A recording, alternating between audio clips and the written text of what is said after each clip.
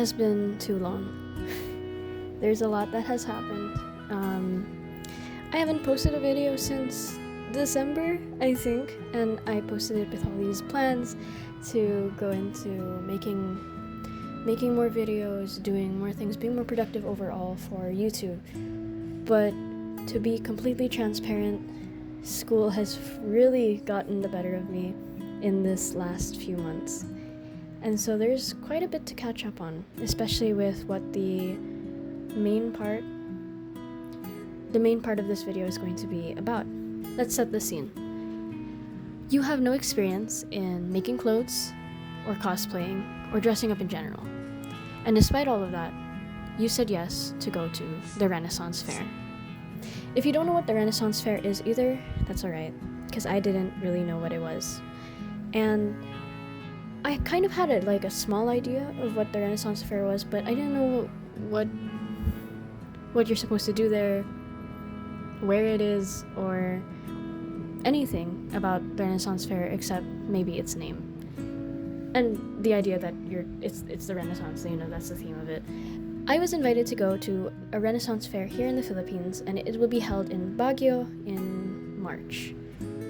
As I'm filming this, it is March 11, and I have 3 days.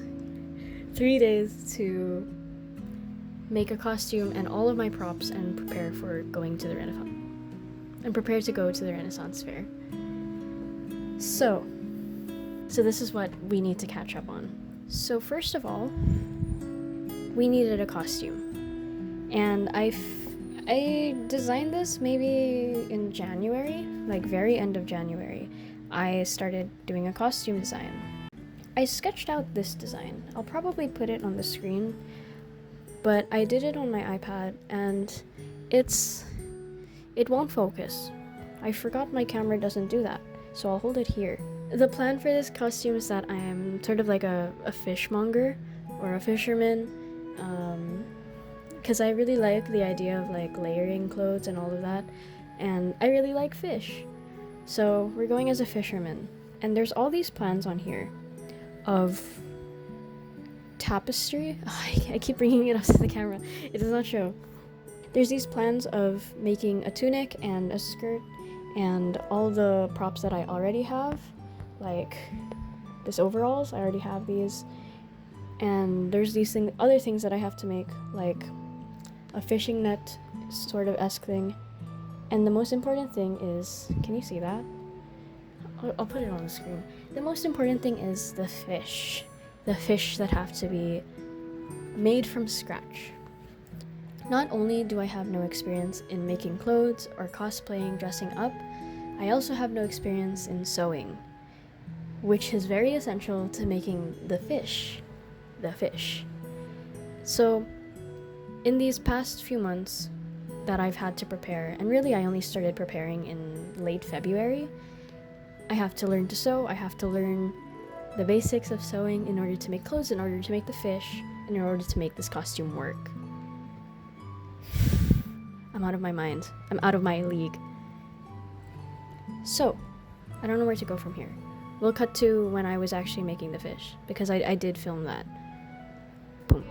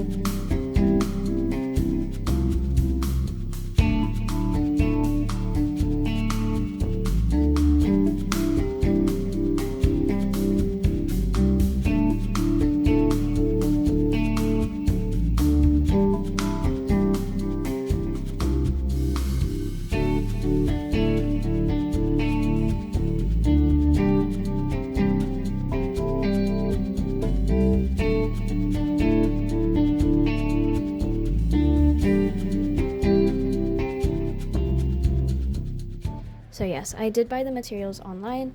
I had all of these felt sheets, and I initially drew. I don't have the big fish anymore because I did cut it up so I could find. Oh no, I didn't. Well, I did, but I used an A4 paper because that's how big the felt sheets were that I was buying, and I tried to like sketch out something of a small fish to see how many sheets I needed to like give a gauge of how many sheets I needed. And so I think I bought a lot more than I did need, because by the end of this I've already cut out everything that I need as I'm filming this part, and this is all that's left over. It's like most of it. I've only used like 4, maybe 3 sheets of felt, and I just have so many. I can make 1 million more fish.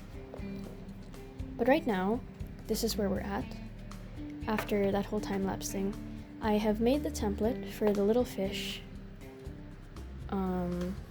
First of all, I should say, actually, I finished all of the big fish.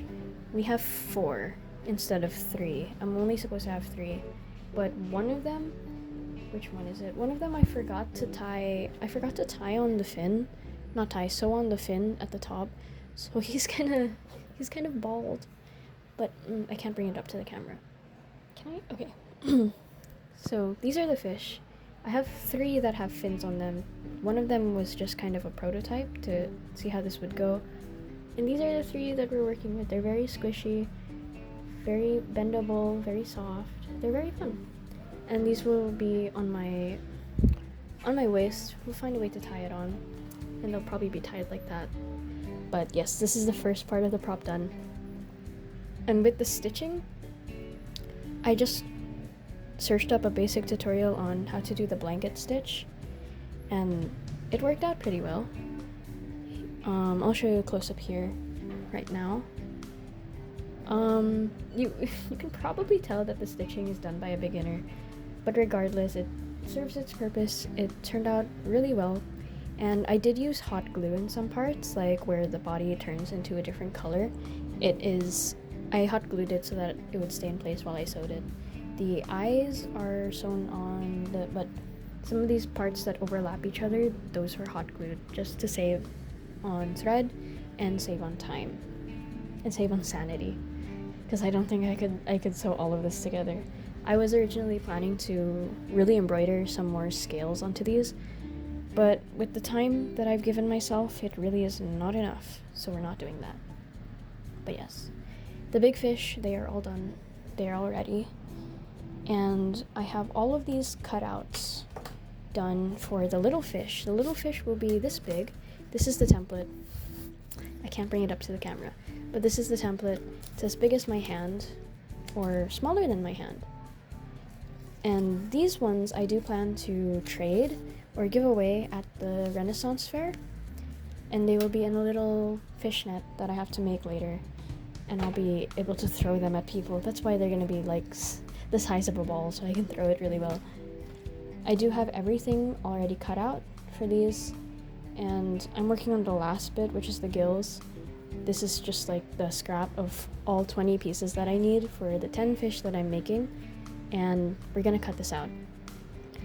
So as of right now, I did say it is March 11. I do have 3 days,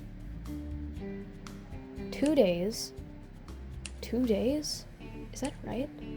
Yeah, I leave on Friday, and it's Wednesday. It's not. It's Tuesday. It's Tuesday and I leave on Friday. I don't know how many days that is, but I am not too worried because I'm gonna get some done, definitely, within these few days. Because one of these fish did just take me an hour. And these are a lot smaller, and I know the process now, so I'm hoping it goes a lot faster. On the bus ride to the venue of Renaissance Fair, which is in Baguio City, is 6 hours. So I'm gonna need some things to do on that bus ride, and we will be making fish. Is this slightly to the left? I'm gonna move you a little bit so that I'm more centered. But here's the rest of the progress.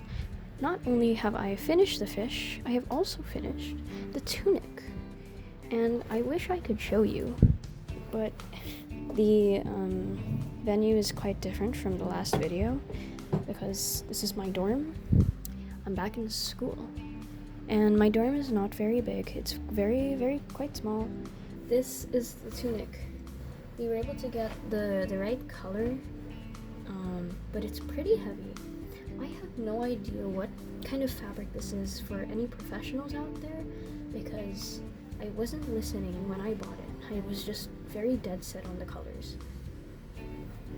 But the pattern of this is basically, I just took a square or a rectangle and I cut a slit down half of it so I could put it around my body. You can see that I think you can kind of get the idea from here if I haven't already played a clip of me wearing it.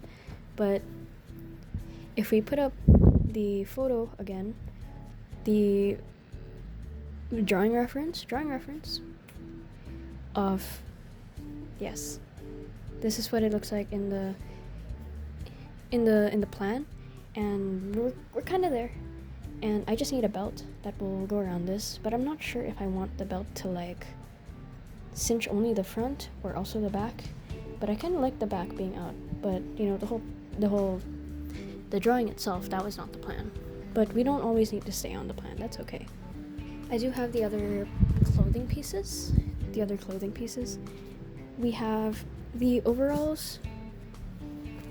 Cue photo right here. The overalls are this ones.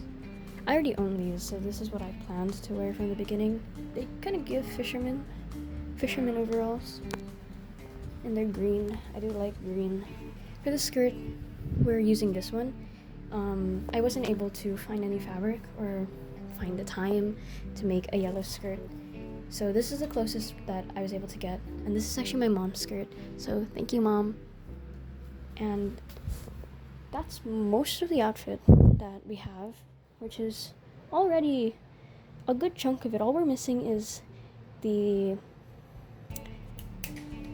fishnet and the little fish, but that's all.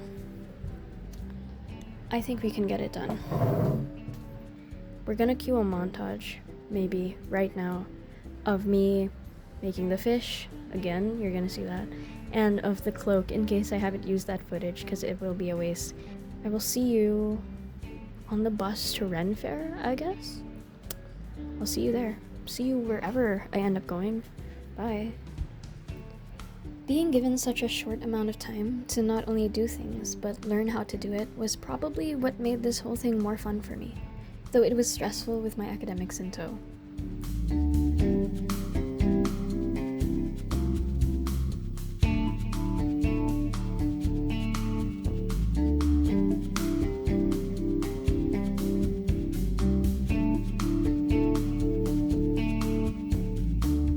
My mom helped me with a huge portion of the tunic. I bought a handheld sewing machine so that I could stitch up and hem the size of the tunic, and honestly, it did give me some pretty bad hand cramps the next day.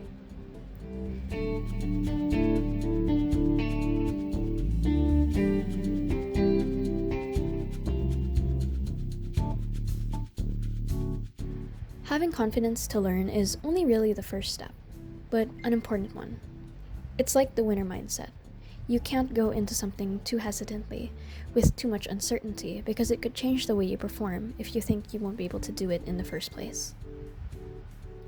At first I was scared to take on making a costume, because I felt like I had to make it absolutely perfect on my first try. But it doesn't need to be perfect. It never has to be perfect. It just has to be authentic, human. That's why I decided not to hot glue the entire fish. Though it would have been a lot easier, it wouldn't have had the charm of handmade authenticity that's the stitches, while completely imperfect, gave it.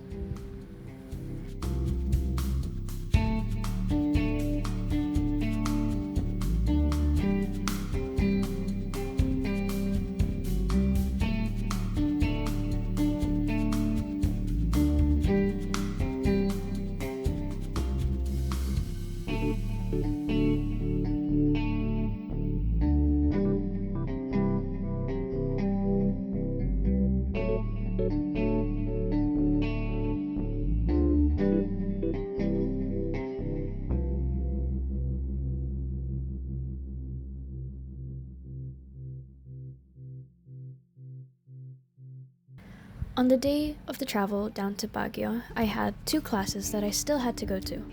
So I packed everything I needed, my costume, extra clothes, essentials, and I brought as little as I could to my last class. And after my last class, I went back to my dorm, grabbed my bag, and headed downstairs to meet my friend who was traveling with me. We got on a bus at around 7 p.m., and I made fishes the whole way there. In the dark, mostly. It was only a little bit of a hassle. The ride was only 4 hours, having made no stops on the way there. So when we landed in the place that we were staying for the night, I changed and then got back to making fish. I also started making the fish net with the last of my energy at 1:30 in the morning. And at 7 a.m., I got up and got into my costume. I think the whole morning was spent on me trying not to be too excited about how my costume turned out.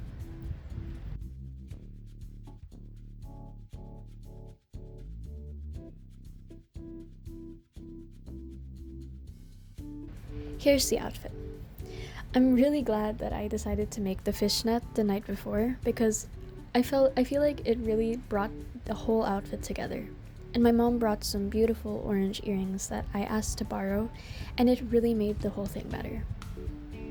I think it stayed true to its original design that I made back in February, and I'm really happy how it turned out. And I really cannot express how happy I was when I first put it on, but I was trying not to geek out too much.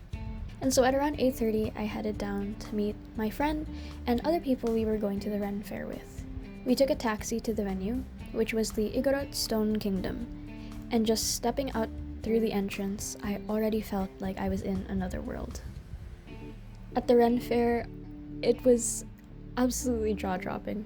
Not just were the people who work there in character, but the stalls, the art market, the booths, and even the people selling at the booths, they were all in character, and it was so much fun. I think one of the most unique things about the Renaissance Fair is the trinket trading. As I mentioned before, I was making fish to trade, and honestly, in the first place, I didn't know that there was any sort of trinket trading, and I had made the fish just to give away to people.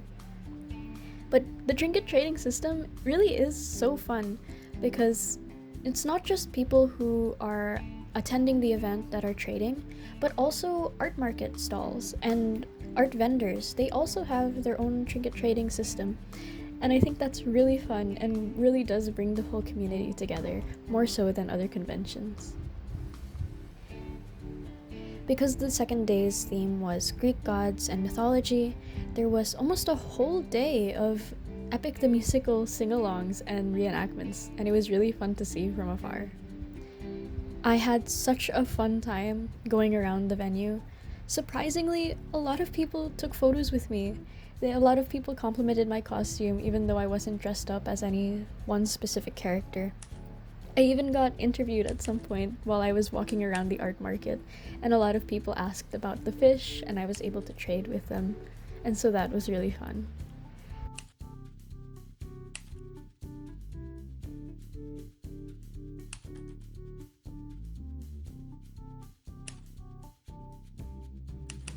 At the end of the day, we decided to take a taxi to town to have some early dinner. We stopped at a cafe called, I believe it was called Oh My Gulay, and it was really beautiful. There was this whole garden-ish trees and stuff inside the cafe, which was really surprising because we did climb a couple of floors to get up there. This was the hall from RenFaire. On the right, I had all the things that I bought from the art market stalls, but on the left were a bunch of things that I traded for fish and were given during the event. I've only been to Baguio a handful of times, but coming from a slightly lower mountain province, I will always prefer the mountains over the cityscape. The sort of quiet that can be afforded back home and up here just reminds me that the world can be as big or as small as you want it to be. How far out it goes is reliant on how far you're willing to take it. So be confident with it and step out. Learn something you know will be fun, and it might just take you further.